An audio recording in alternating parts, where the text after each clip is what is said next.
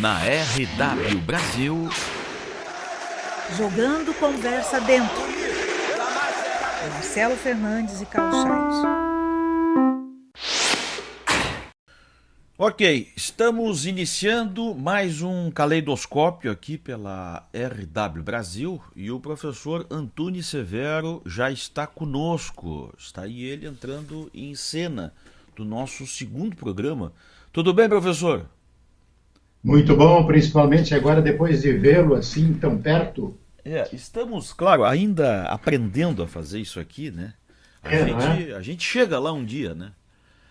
Mas o que seria da vida se não fosse essa capacidade de aprendizado, não é? É verdade. Mas lentamente a gente vai achando os lugares aqui e colocando as coisas no devido espaço, né? E melhorando as coisas. O professor João estava me dizendo fora do ar aí que temos pauta. Isso é uma coisa fantástica aqui por este canal aqui. Isso aqui... Eu sei que isso contraria os princípios de muita gente, principalmente de um produtor que eu gosto muito dele. Pois então, a gente aqui costuma não ter pauta, mas de vez em quando é bom, né? Mas é o seguinte, eu aprontei uma. E como nós estamos no ar, você não vai poder se escapar. É possível viver sem sonhar? Opa, acho que não. Não, né? Não. Acho não, tenho certeza que não. Não dá, né? Não dá. Então, mas como é que os sonhos nascem? Eles já vêm com a gente? Pois é, sabe que esses dias a gente estava até na última edição do Selfie com o Mário Xavier. Sim, eu vi uma parte aí e gostei muito. A gente chegou a tratar assim, en passant sobre o sonho, que é uma das como é que eu diria, uma das condições da mente, né? Sim. É o sonho, né? O sonho é uma realidade, então? Com certeza. Com certeza. Quer dizer, nós temos essa realidade consciente, Essa... temos uma subconsciente, temos uma inconsciente, e nesse meio aí estão os sonhos também. É uma condição energética, né? Digamos, no mínimo, né? Sim. Agora, se a gente for querer espiritualizar a conversa, ela é mais do que energética, né? Ela vai... Pois é. Ela vai para outros terrenos também, né? Eu vejo que não dá para desespiritualizar a conversa, não é? Porque nós não somos uma matéria com espírito. É o inverso, nós somos um espírito que estamos encarnados, que estamos com uma matéria. Então, a partir daí, a coisa muda um pouquinho de figura, né? Eu só fiz esse reparo porque há quem esteja nos assistindo e que não é espírita ou espiritualista e há no mínimo uma realidade. Os cientistas já provaram isso, se o sujeito está dormindo e começa a sonhar, o batimento cardíaco dele, o eletro dele varia muito. E os cientistas, os médicos dizem, esta pessoa está sonhando. Né? Exatamente. Então isso quer dizer que... vir no aparelhinho aí os movimentos. Então isso quer dizer, no mínimo, que o sonho é uma condição energética, né? Mesmo o sujeito negando os princípios do espiritualismo e tal, né? Exatamente. Aí hoje não há mais assim necessidade de se discutir a questão de que eu não acredito, que não existe isso, não existe aquilo, não é? Porque as evidências elas passaram a ser tão fortes, tão práticas e tão aparentes, que você mesmo dizendo que não acredita em alguma coisa, você está afirmando que essa coisa existe. Há aquela provocação, né? Você pode até não acreditar, mas existe, né? Mas existe, exatamente. Mas agora tu me quebraste uma pergunta aqui do meu roteiro, rapaz. Quer dizer que os sonhos não morrem, então? Sonhos não morrem? Pois olha, que bela pergunta essa, né? Eu não tenho conhecimento para responder isso. Olha, olha, olha. Experimenta, vamos ver. É. Eu acho que não morrem. Não, Porque né? se o sonho faz parte do nosso espírito, e o É. espírito é eterno, uma vez criado, Você está indo longe, carinha. Que pela bom, que lógica, bom. né? Eu acho que não morre não, então, né? Não é, né? É. Então tá bom. É Acertei ou não? doloroso, hein? Acertei ou não? Sim, do meu conceito, sim. Eu Sim. acredito que as pessoas que estão nos vendo também, em grande parte, devem ter essa sensação, Aham. porque ela hoje, infelizmente, é mais visível, mais Uhum. aparente. Agora me diga uma coisa: é doloroso quando um sonho vira realidade? Olha a sacanagem da pergunta. É. Pois então, Quando é ele vira doloroso realidade, quando o sonho vira realidade? depende do sonho, né? Quer Depende do dizer, sonho. sim, não, eu pergunto naquele sentido assim, acabou o embalo, e agora? Aham. Enquanto está no sonho, né, tá aquela expectativa, vai acontecer assim, que legal, mas e quando o sonho acontece? Eu acho que, bom, eu vou sempre responder essas perguntas enigmáticas aí tuas, a partir de um pequeno conhecimento que eu tenho de espiritualismo, né?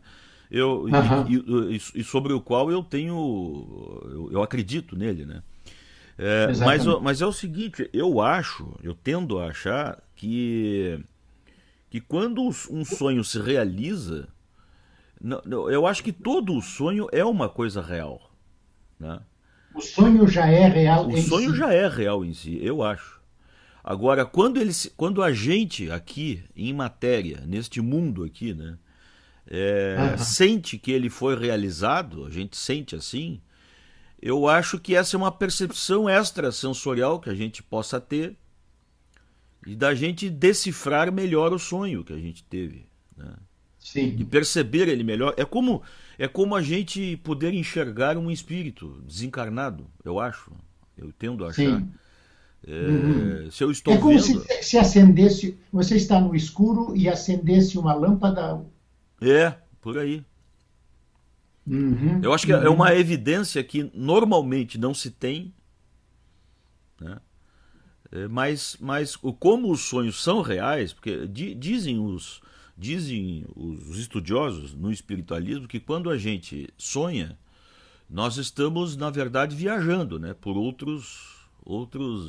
Ah, sim, por outros, sei lá, é Tem outros. um termo que eles usam, em Porque outra é uma fase, em realidade outra. tão longe para nós ainda, né? Assim, Eu ouvi dizer uma vez, achei muito bonito até, muito poética a frase. O sono é o recreio do espírito. olha aí, cara. Eu ouvi isso, o seu Otávio, que é um grande sábio espírita, que ele. Faz muito tempo até que eu não vejo o seu Otávio. Ele atua espiritualmente ali no centro espírita de Coqueiros. E Sim. é um velhinho já, mas de uma sabedoria. Eu gosto muito de perguntar coisas para ele, porque ele sempre tem Aham. respostas assim avassaladoras pra gente que Há não o que conhece. aprender, né? Uhum. Assim, no simples contato com ele, ele já te dá uma pequena aula, assim, né? A última vez que Isso. eu encontrei com o seu Otávio, eu disse assim: e aí, seu Otávio, tudo bem? Como é que vai o senhor? Aí ele diz assim pra mim: eu vou muito bem e só não vou melhor por minha causa. Olha aí, tu sabes que isso é fundamental, É, rapaz. Quando a gente chega a essa conclusão e percebe que a realidade somos nós que fazemos, quer dizer, é, cada um de nós está fazendo a sua realidade, não é?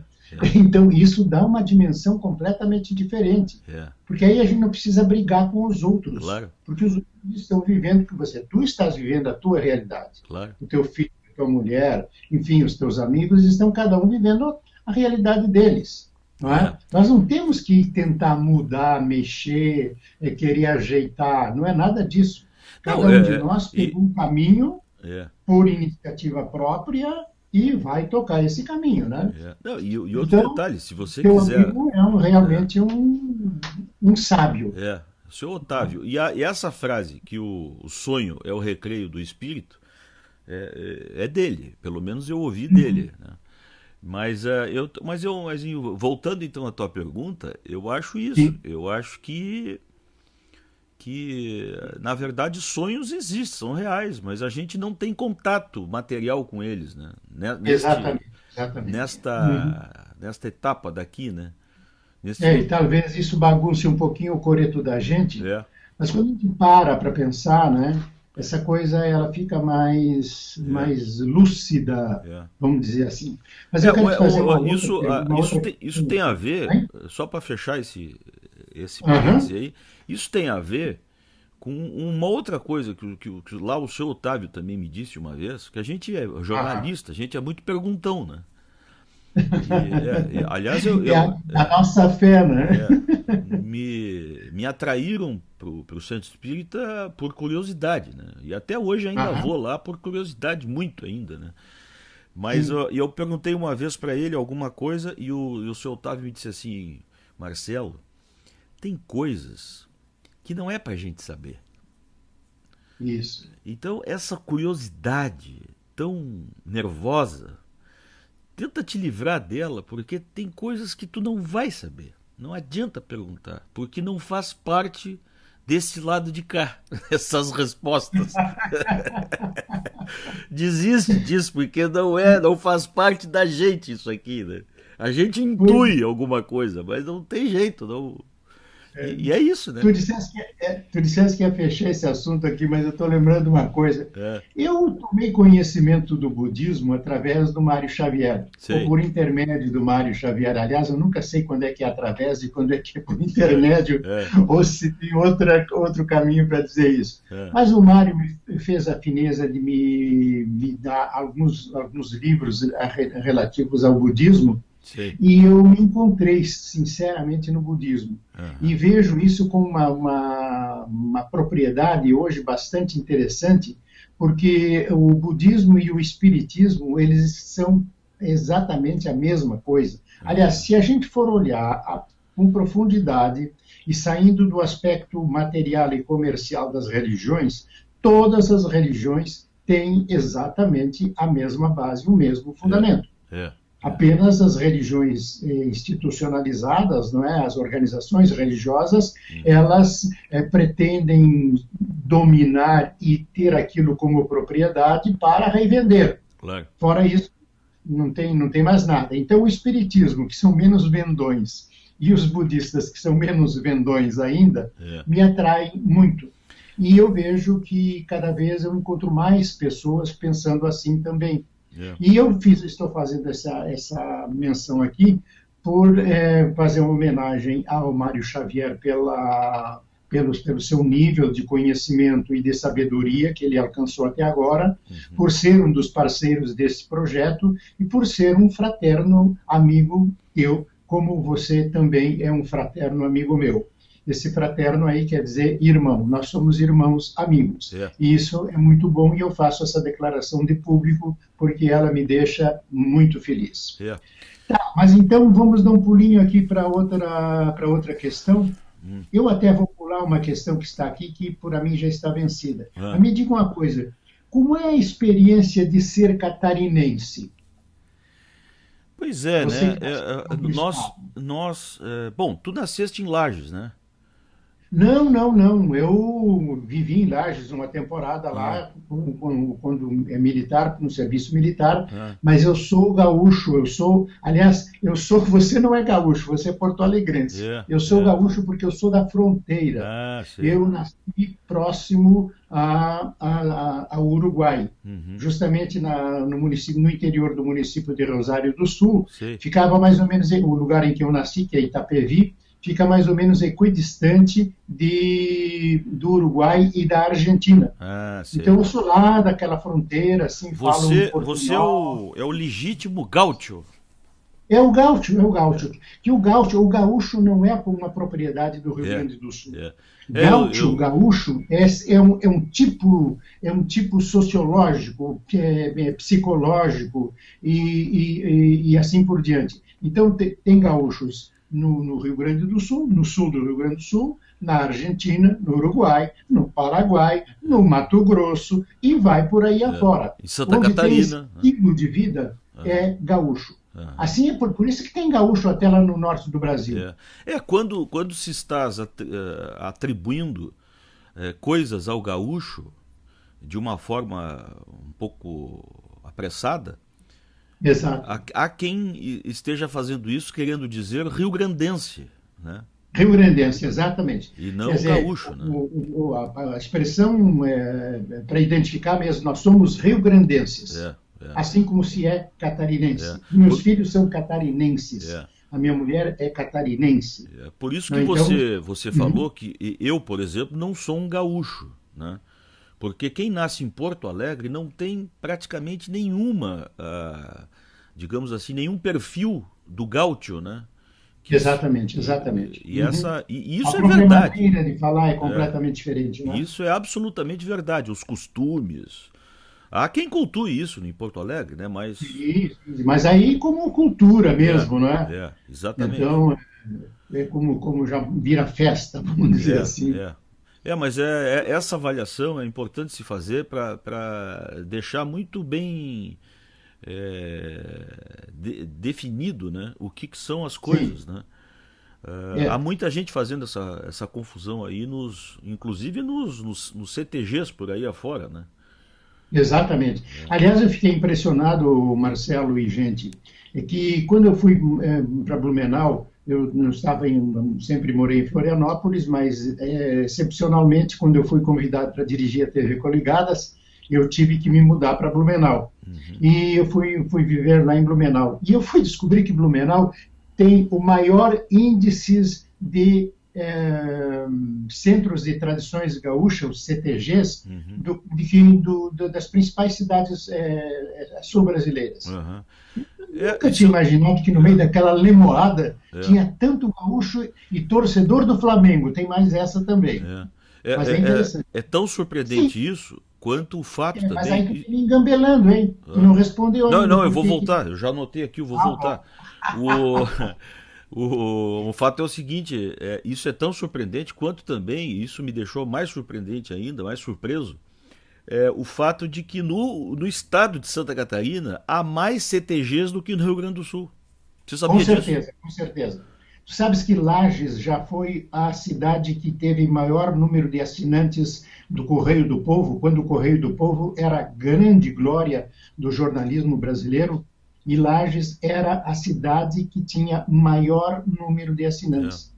Não, mas isso não é, a gente para um pouquinho para olhar, não é nenhuma coisa de surpresa. É que o Planalto e o oeste de Santa Catarina foram habitados, eu não quero usar a palavra colonizado, porque não é esse o sentido, mas a habitação do oeste de Santa Catarina, desde aqui do Planalto, da Serra Catarinense, até lá no final, lá em cima, perto do outro lado da Argentina, a maioria da população é oriunda do Rio Grande do Sul. E chegou um ponto que até 1975, a gente tinha essa conta, inclusive, porque o Zigueli era de Joaçaba e a gente conversava muito sobre isso, o Adolfo Zigueli, jornalista. O Zigueli era de Joaçaba, É de Joaçaba, exatamente. E lá eram eles que o pai dele veio da Alemanha, não é? E o restante era tudo do Rio Grande do Sul.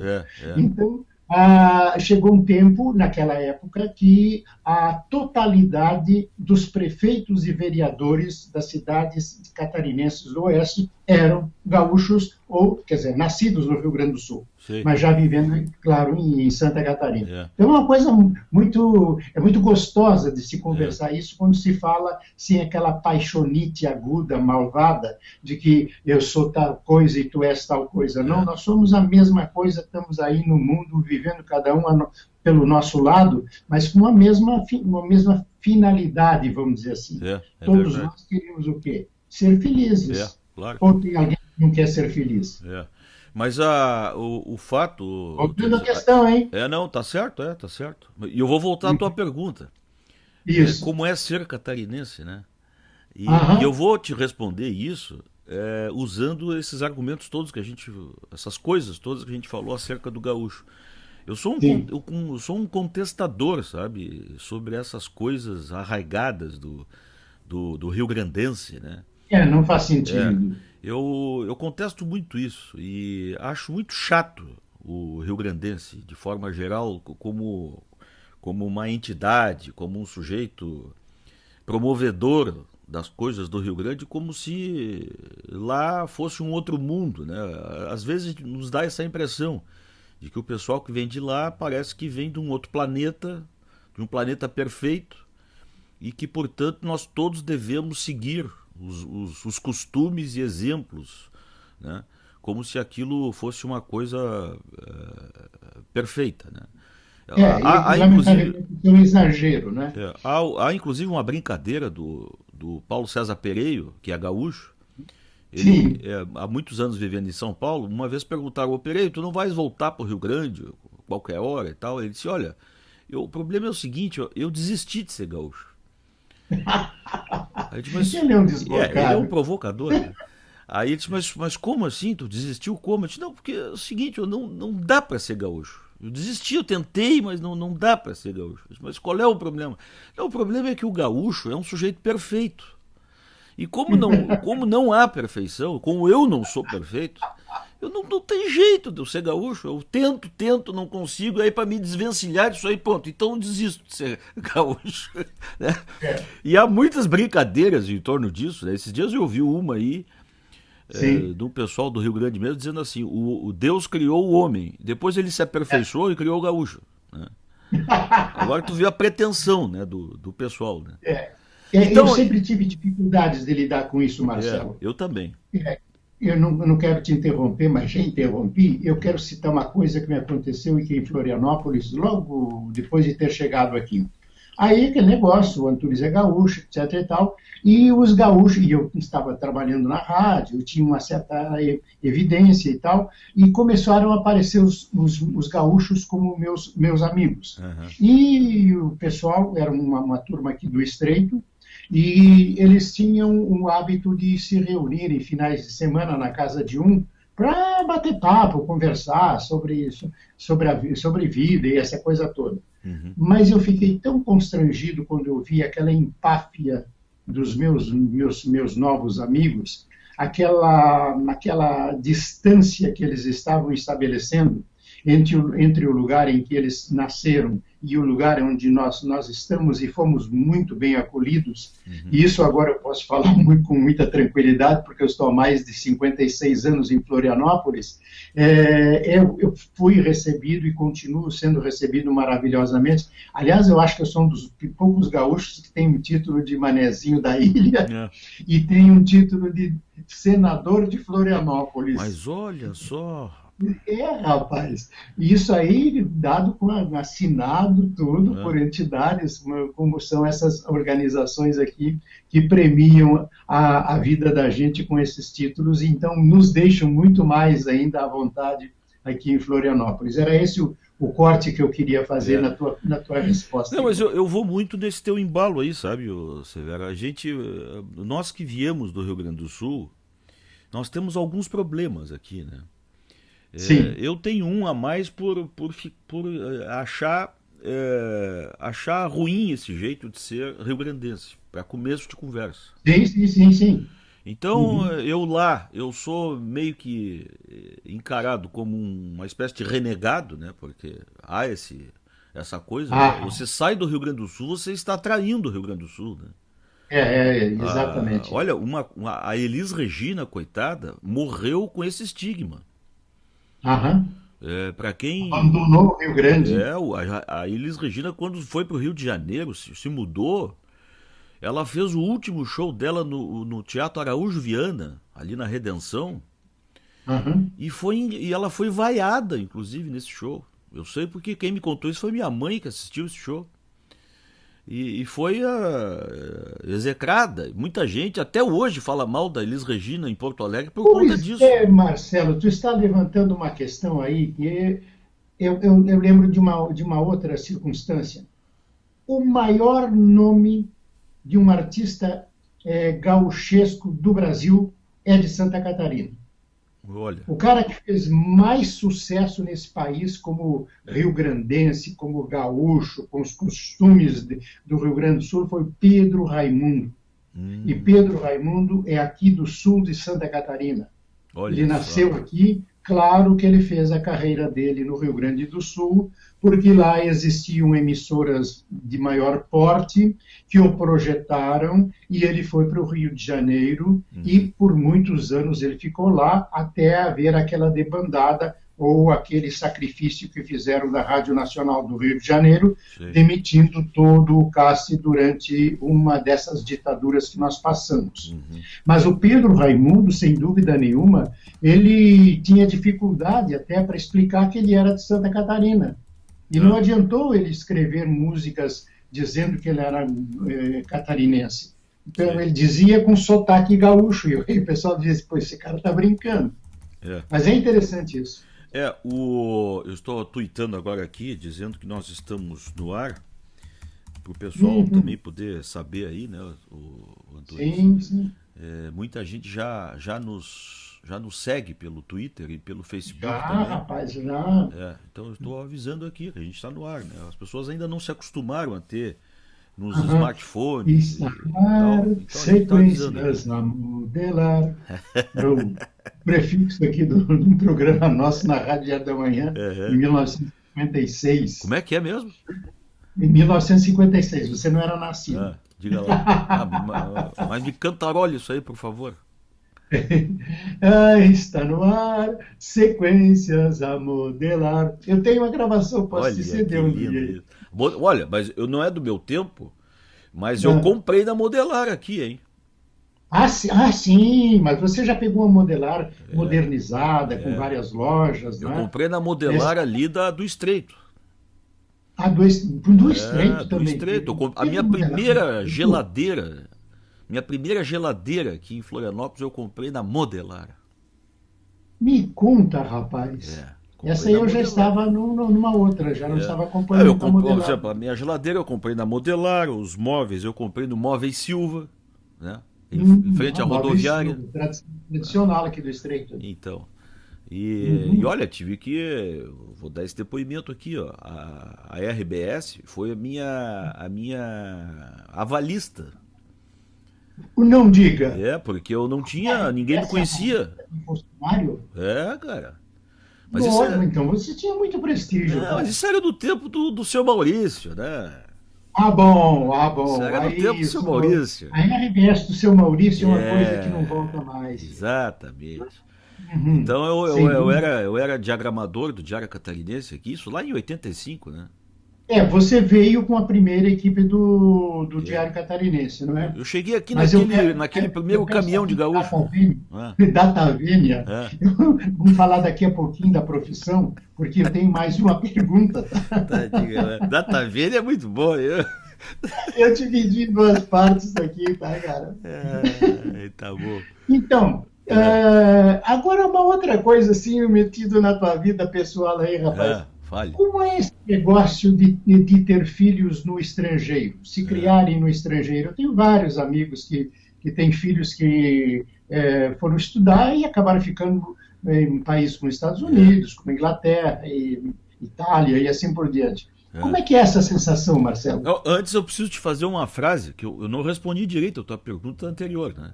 Então por favor. Porque é o seguinte, ó, como é ser catarinense? Bom, ser catarinense, sendo gaúcho, morando em Santa Catarina, é uma coisa complicadíssima, né? Porque a gente vem com esse estigma, né? Aqui em Florianópolis tem muito isso. Tu não é daqui, né? A primeira coisa que te fazem a pergunta é assim, né? Exatamente. Tu não é daqui, né? Não sou daqui. Tu é gaúcho, né? O pessoal diz, né? Então, eu faço uma força danada para me misturar. Sabe como é que é? E quando a gente vai a Porto Alegre, o pessoal diz, o Marcelo virou um manezinho, né?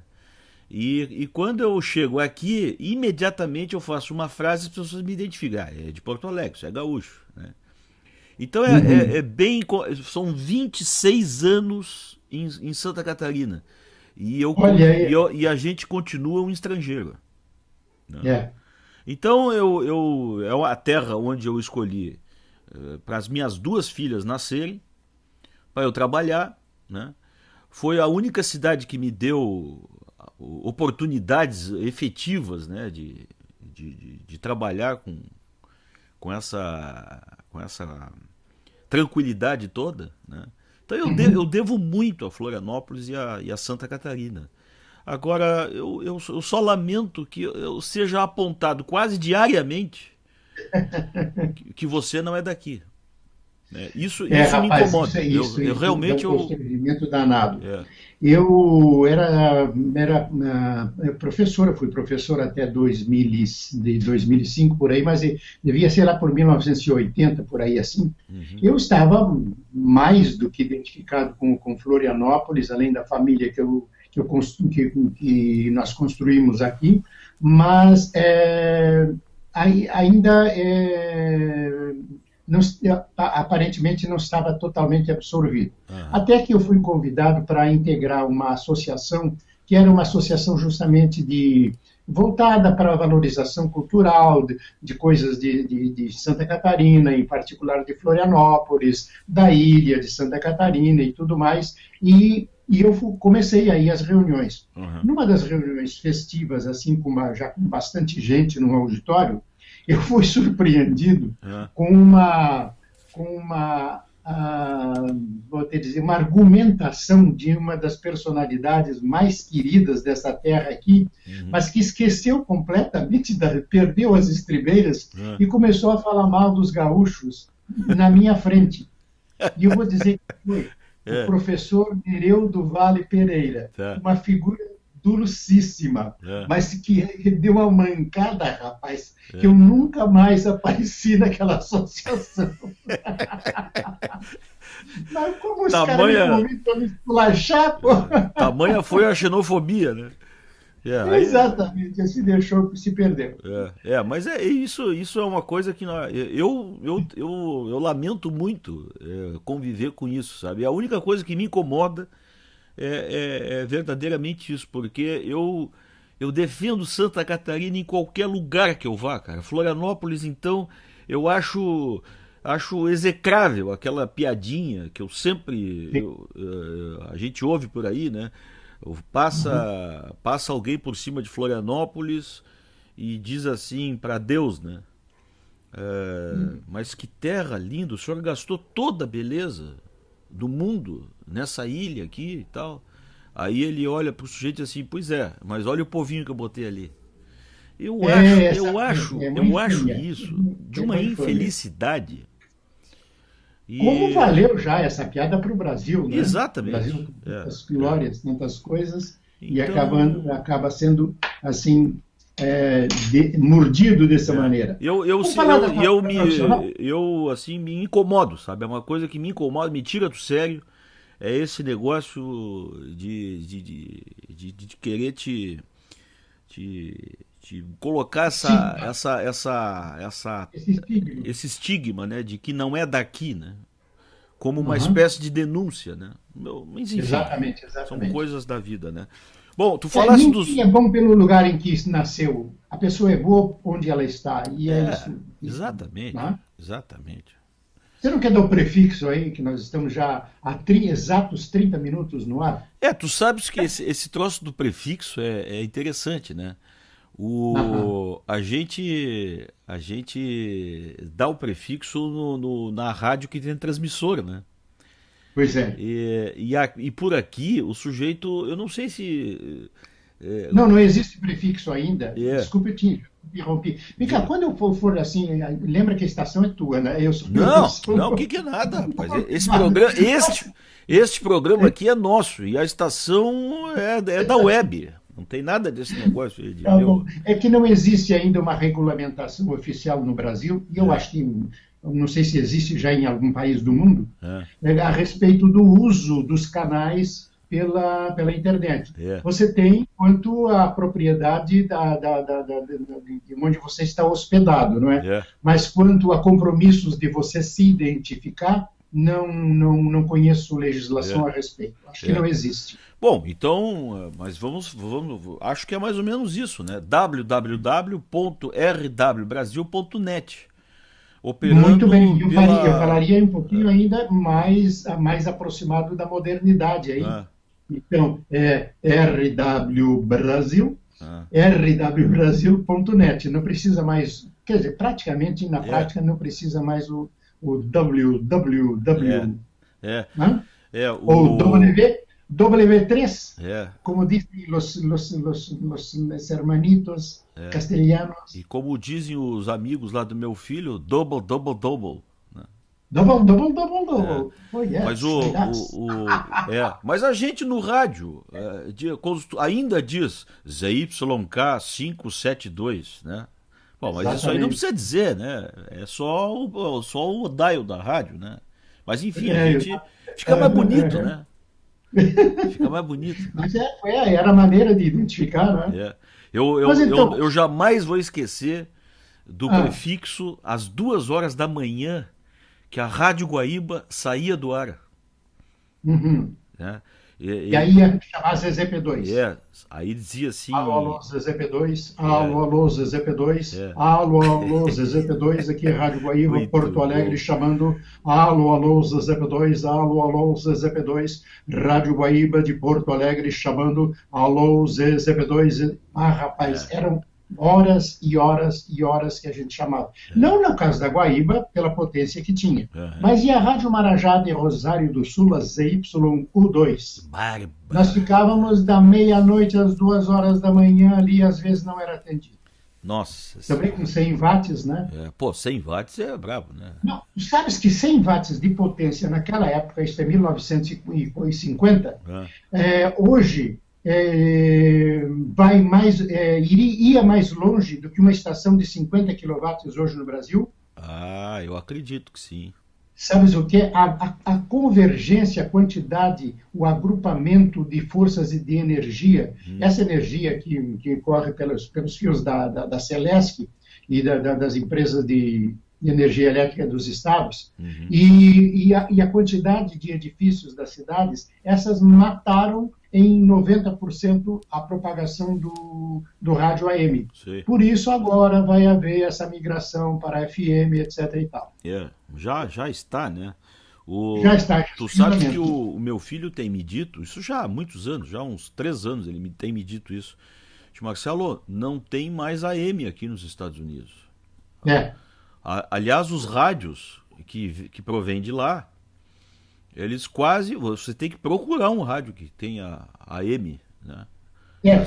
Nas contas, eu andei vendo umas contas aí que a Bert publicou, tem próximo de 40% de emissoras ainda em AM. Só que elas perderam aquela representatividade perante a opinião pública.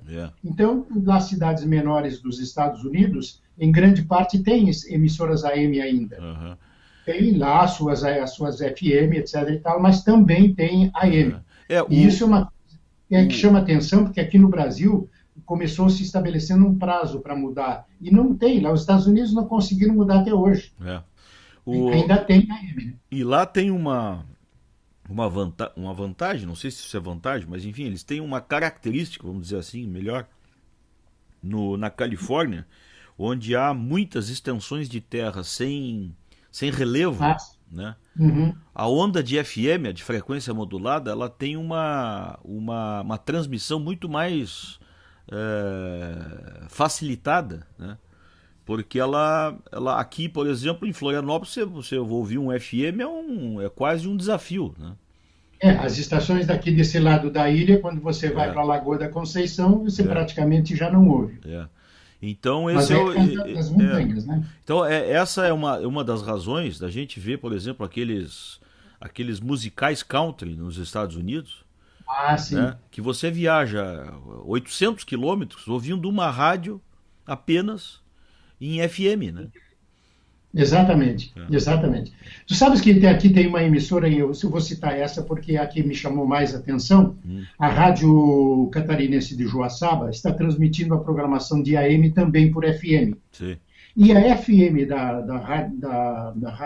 dessa rádio de Joaçaba, a Rádio Catarinense, ela é ouvida do Oeste, por exemplo, assim, só para citar uma figuração geográfica, de Chapecó a Lages até Vacaria, aliás, chega no Rio Grande do Sul, até Vacaria, ela é ouvida perfeitamente. Para quem anda na serra, claro. Você desceu a serra, babau usa a rádio. Claro. Mas lá em cima da serra, ela é ouvida, rapaz. Olha, e são quantos quilômetros de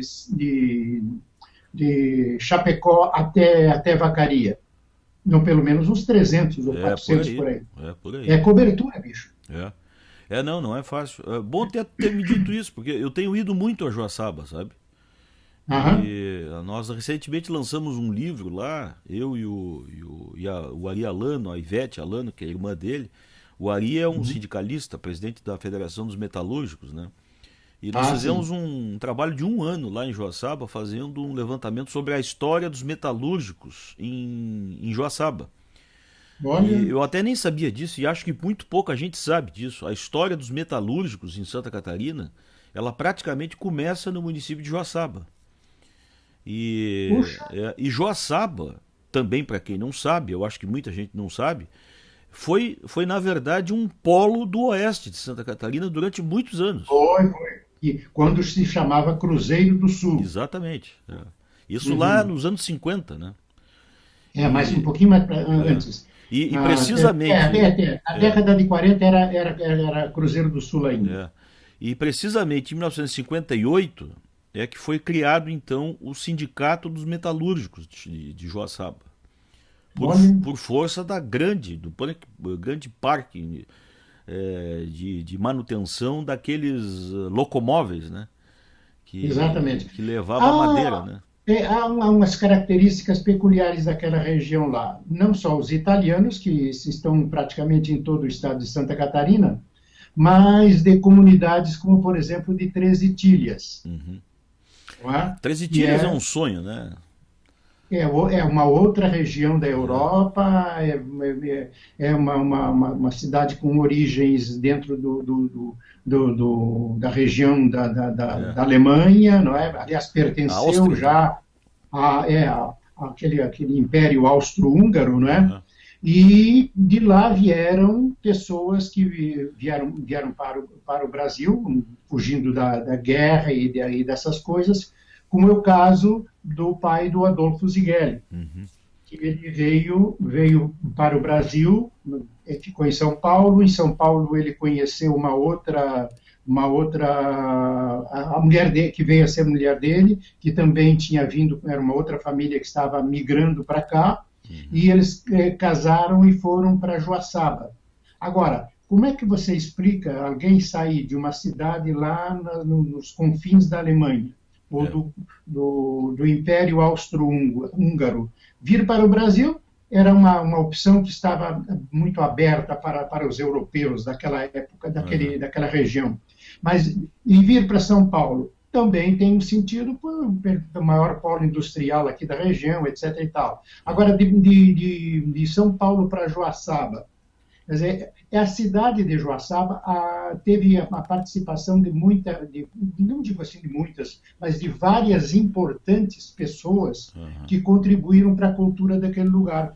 Por exemplo, o pai do Adolfo Zigueli, por ser uma pessoa que falava vários idiomas e tinha o domínio do alemão e essa coisa toda, e do austríaco e do húngaro, ele acabou sendo um escriturário, um escrivão lá de Joaçaba. E foi ele quem fez toda a documentação de Três Itilhas.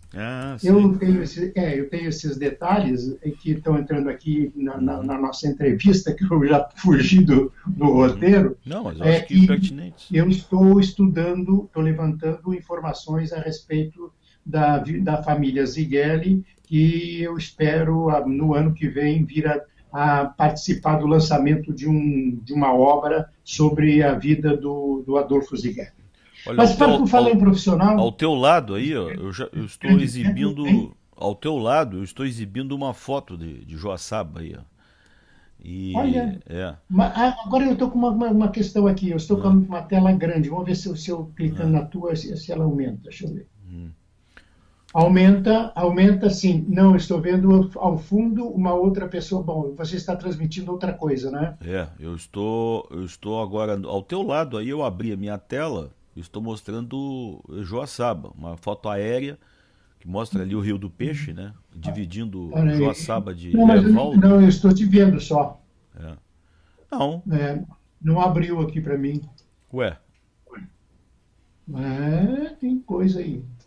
como eu me vendo É, só? Eu estou transmitindo a imagem nós dois aqui na tela. Não há, é. não há, não há E outro eu estou jeito te de nos vendo. ver aí. A não ser que eu esteja te vendo a estação no ar, eu esteja vendo a estação no ar. Deixa eu ver uma coisa, mas eu cliquei em você aqui. Não, é você mesmo. É. Não, mas tu estás no site da rádio? Espera aí. Não, estou no site da rádio, mas não numa outra máquina aqui. Espera aí. Ah, bueno, então é por isso. É que no site É, da rádio, no ar, estamos nós dois e agora uma exibição de uma foto. Aí vamos exercitar até isso aí para. aí. Não, agora eu achei, agora eu achei. É. Engraçado. Aí, Bom, então. eu estou agora no site da, É. da rádio, tá? Então tá E aí no do site lado. da rádio, Hum. estou eu espremidinho aqui. Isso. Tu estás entre mim e Joaçaba. Aham, tá. Exatamente. Está ali o rio. Sabe como é o nome desse rio? Tu notaste o que eu falei, né? No estilo Alberto Roberto, né? Entre mim e Joaçaba, né? Eu não prestei atenção, cara. Ai, Tá aí, ó. mas E aqui, sabe, o sabe Antunes. o nome desse rio Ah, aí? hein? Como é o nome desse rio? Esse é o Rio do Peixe, né? É o Rio do Peixe, É. exatamente. Foi nesse rio aí que o Mas eu irmão vou, eu do. vou baixar o volume aqui do Não, iPad, senão dá uma ficou confusão um volume danada. meio grande. É. Foi nesse Mas rio do então, Peixe aí que o irmão do Paulo Stuart Wright faleceu, né? Faleceu afogado aí neste rio.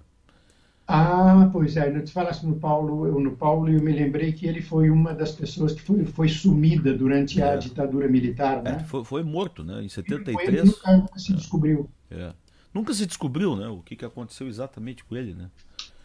Pode ser que agora É. apareça Mas alguma coisa. agora eu troquei a foto aí, ó. Essa foto aí é de 13 Itilhas, ó.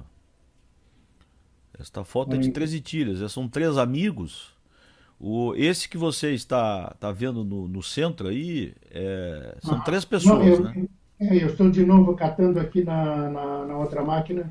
Nessa foto aí mostra. Eu estou perdido, cara. Ué, tô no ar. Ok, hein?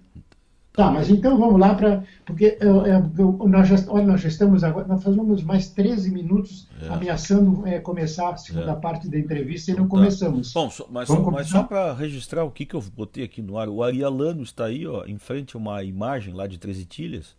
No Hum, centro, o José Pazini, que é o presidente do sindicato lá dos metalúrgicos de Joaçaba, isso. e o Juarez, que é o presidente do sindicato dos metalúrgicos de Tubarão. Aí as pessoas aí que a gente mostrou aí, tá certo? Aham. E aí, Muito bem. Antunes, ó, e na sua Como é pauta que- aí, estamos indo bem ou não? Como é que é o negócio aí? Muito bem, saindo-se maravilhosamente. Me diz uma coisa, por falar em saindo, como é que você saiu das fraldas maternas e paternas É. e foi para a escola? Que escolas você frequentou? Por que que você foi? E aí, como é que você descobriu o caminho da comunicação? Bah, rapaz, isso aí é uma história comprida, Barbaridade, né? tchê. Não, eu estudei num colégio que eu fui o aluno número um do colégio, rapaz. A primeira matrícula do colégio foi a minha. A primeira coisa do colégio É, abriu para você. é, o colégio Grupo Escolar Anne Frank. Era um Olha, Anne Frank, Anne hein? Frank. Fica no bairro do Bonfim, né? E por razões Bom, óbvias, a Anne Frank, né, foi uma judia muito famosa, né, na sua época, uma aham. heroína, né? E o E, bairro é de judeus lá, né? exatamente, Bom, é. No Bonfim foi criado então essa escola e quando essa escola foi inaugurada, eu tinha exatamente 7 anos de idade. E aí eu fui matriculado nessa escola. Eu acompanhei a construção desse colégio, dessa escola, como o meu quintal, né? Olha. Ficava perto de casa, assim, eu atravessava a rua e estava na Avenida Cauduro, né? E mais uma marca de gaúcho, né? A Avenida Cauduro é uma ruazinha em L, né? Mas eles chamaram de Avenida Cauduro. A rua em L, É. tá bom. Mas ali ficava o grupo escolar, e eu fui o primeiro a ser matriculado. De lá eu só saí com 15 anos, com o primário, né? Vamos dizer assim, naquela época, né? Até a quinta série, né? E depois fui estudar no colégio onde a Dilma Rousseff estudou. Olha aí, rapaz. Também um colégio público? Colégio público, só que estadual, né? Era Aham. o grupo, era o Colégio Estadual Santos Mas Dumont. o que é hoje a segunda parte do ensino básico, né? Que é É o segundo grau, o vamos segundo dizer, grau, né? ele é estadual, tem que ser estadual, né? Exato. E aí eu fui estudar. A Dilma, quando vota nas eleições, aí ela vota lá no colégio onde eu estudei. Foi onde ela Olha também aí, rapaz. estudou, né? Uhum. No Colégio Santos Dumont, né? Colégio Estadual Santos Dumont. E aí lá E, completei o segundo grau lá. E aí, ô Severo, aconteceram coisas interessantes na minha vida.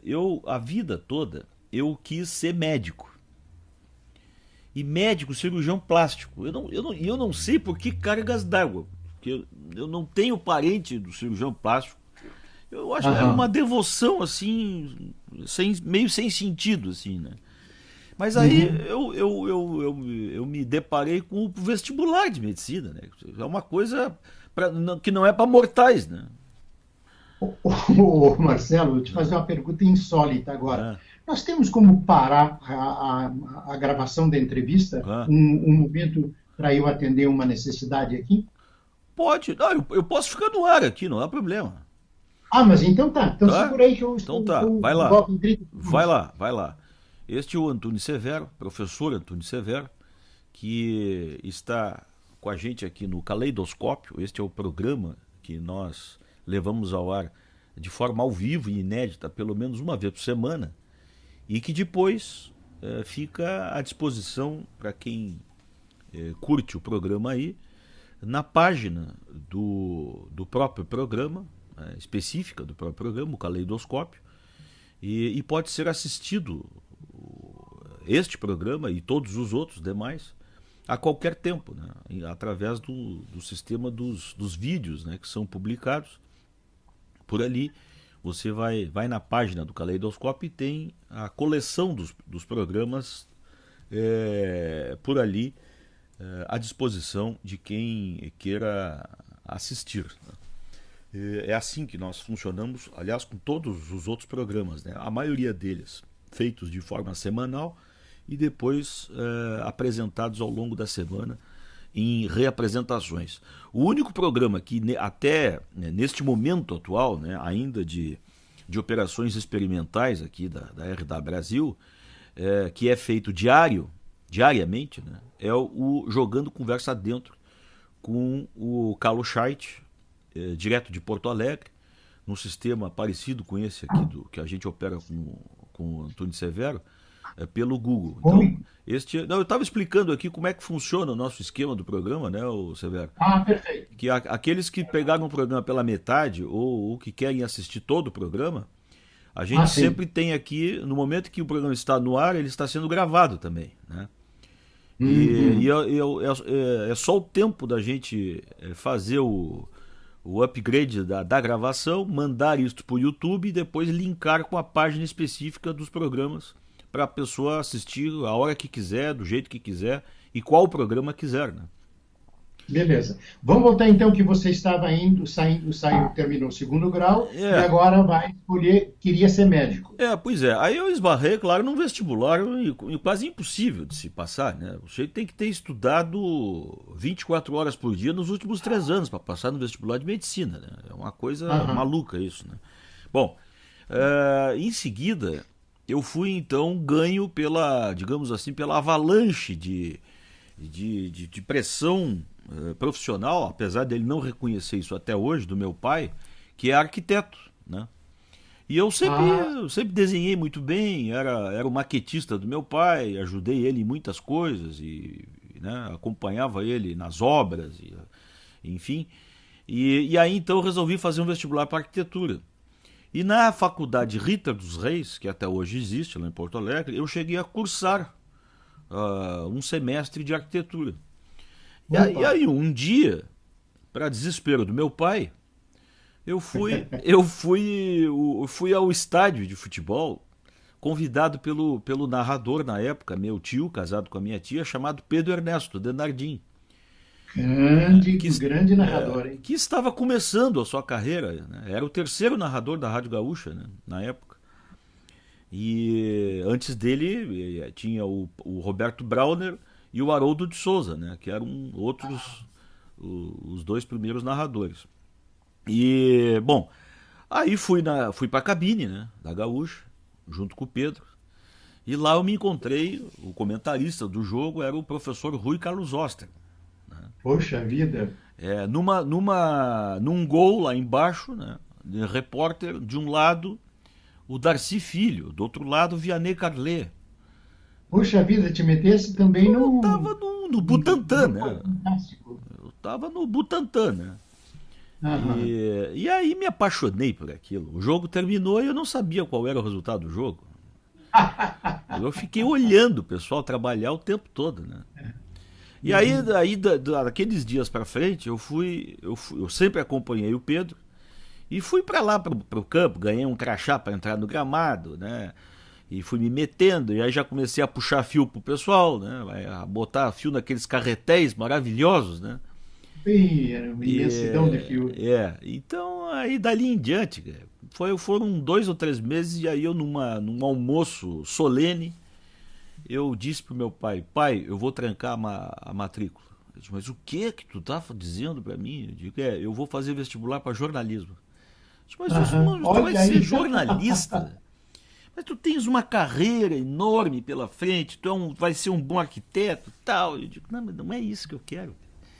E dali para frente, não parei mais, né? Há 36 anos estou por aqui, né, Severo? Sim, e aí tu fizeste vestibular em que... Aí eu fiz vestibular para a Unicinos. A Unicinos. E cursei lá na Unicinos, acho que uns 4 semestres. Eu não me formei em jornalismo, sabe? E porque naquela época, isso era 82, por ali, eu ingressei como militante no MR8, no Movimento Revolucionário. Movimento Revolucionário 8 de Outubro. Para quem não sabe, 8 de outubro é a data de morte do Che Guevara. E ali a homenagem ao Che Guevara. Mas o MR8 me absorveu de tal forma e que em primeiro lugar, eu tive que sair de casa, né? Porque o meu pai não me aguentava, né? Era um revolucionário, eu estava convencido disso, né? E era uma coisa estranhíssima, né?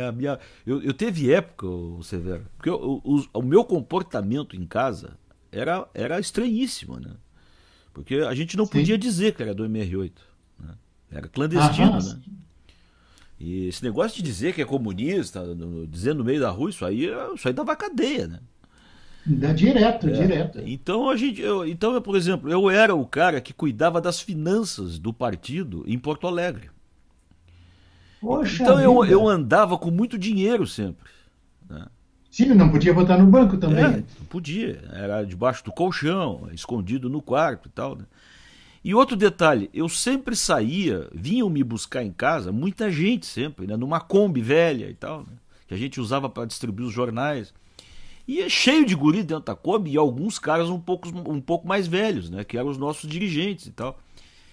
Então, o meu comportamento era estranho tal que o meu pai e a minha mãe, em certo momento ali da minha vida, com os 17, 18 anos, primeiro, eles acharam em primeiro lugar que eu era traficante. Que eu estava envolvido com droga.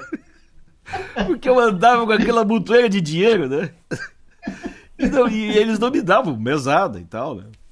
Bom, depois, mais pra frente, eles acharam que eu era homossexual.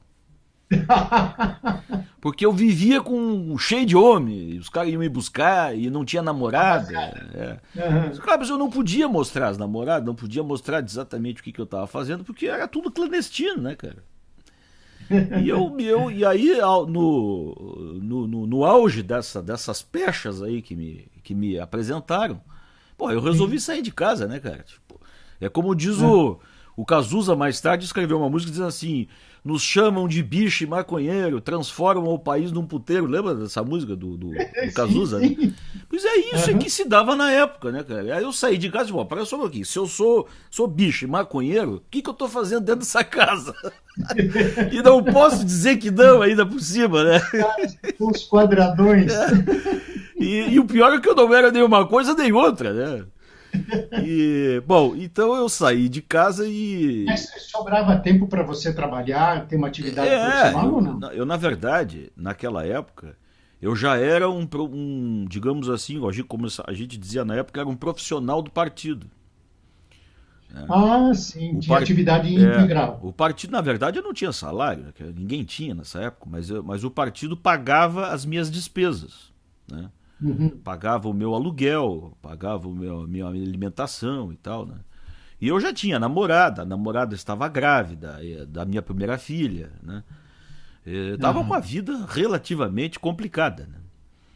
A polícia atrás, tinha 2, 3 nomes, porque não podia ter um nome só, a gente se escondia a cada quarteirão, né? E aí eu fui forçado. Era muito caro na época, como ainda é hoje, uma faculdade particular, né? Eu fui obrigado a abandonar o ensino. Na verdade, eu fui retirado da sala de aula, porque eu continuei indo às aulas, mas não pagava mensalidade. Teve um fato... A escola era paga. Era paga, até hoje é. O Ministério da Ensino é paga. Teve um fato marcante, o professor... daqui a pouco vou me lembrar o nome dele, uma figura magnífica que já faleceu. Ele um dia me tiraram da sala de aula, porque me chamaram, olha, tu imagina o constrangimento, né? Marcelo Fernandes Correia, quem é? Chigueu. O senhor pode, por favor, saia da sala que o senhor não pagou as 4 últimas mensalidades. Olha, que delicados, hein? Porra, mas eu olhei assim, né? E eu, claro, eu era um ativista, comunista, do MR8, né? Marcado até o pescoço, né? E o Joaquim José Felizardo, agora me lembrei do nome dele. Você deve conhecer. Joaquim José Felizardo, um baita de um comuna também, né? E aí, no meio da aula dele, né? Aí o Felizardo olhou assim aquela cena, né? E disse: não, mas só um pouquinho, o senhor não vai tirar um aluno da minha sala de aula? Não, eu vou tirar sim, porque ele não pagou a mensalidade. E tirou, né? Me pegou pelo braço. Repressão naquela época, né, Antônio? A gente tinha medo desses caras, né? Autoritarismo puro. E aí, rapaz, o Felizardo, sabe o que o Felizardo fez? Pegou os 30 alunos e disse assim: então é o seguinte, ó, a aula hoje vai ser no pátio da faculdade. E do pátio ninguém pode tirar o Marcelo.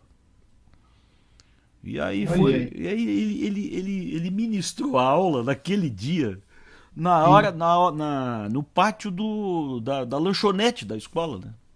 Sim, sim. E ficou todo mundo ali, palmas, hino nacional, porque aquela altura era tudo uma revolução, né? Que beleza, que beleza. Então, como isso é bom acontecer assim, rapaz? Então esse foi um dos episódios aí, né? Depois eu abandonei a faculdade, não tinha outro jeito, né? E aí eu fui beneficiado com a Lei Sarney, que dizia que todo profissional que exerceu jornalismo antes de 1979, ele então teria direito ao provisionamento, né? Provisionamento. Aliás, por falar em provisionamento, eu quero te dizer que faltam 30 segundos para terminar o nosso espaço. E o meu próximo compromisso é com o médico. Eu não posso cortar o médico hoje. Esse não dá. Tá? Esse não dá. Tenho uma proposta, sim, e vou te fazer em público, que é para isso ficar marcado. Nós vamos abrir o próximo programa com essa tua parte profissional, que é riquíssima e que eu gostaria que mais gente tivesse conhecimento. Eu conheço muito pouco a tua vida, mas eu conheço uma vida de grande significado, inclusive para mim profissionalmente. Sim. Você não sabe disso, mas a gente vai conversar. Legal. Então eu te agradeço, não vou te dar a palavra agora, e quero dizer uma coisa também e anunciar que, aproveitando da tua liberdade, nós vamos passar a reproduzir no caros ouvintes o áudio desse programa. Tá legal? Que legal. Me sinto honrado, viu, Severo? Valeu, muito obrigado, querido. Eu realmente preciso levantar voo agora para pegar o médico daqui a pouco. Tá? Não, e o programa se encerra assim, então. Tá bom, Antunes? Um grande abraço, valeu, saúde, que vá tudo bem lá no médico, né? Isso, só para conferir. Não sei quem é, mas mande um abraço para ele. Esse pessoal a gente tem que estar sempre bem relacionado, né, com eles, né? É bom. Tá certo. Um abraço, Antunes. Aí, então, este foi o Antunes Severo, este foi o nosso caleidoscópio aqui pela RW Brasil. Nós voltamos numa próxima edição. Você que pegou o programa no finalzinho, vá lá na página, daqui a algumas horas, todos os programas estão lá para serem assistidos a qualquer tempo. Tá certo? Obrigado, até mais, até a próxima. Na RW Brasil. Jogando conversa dentro. Marcelo Fernandes e Carlos Chaves.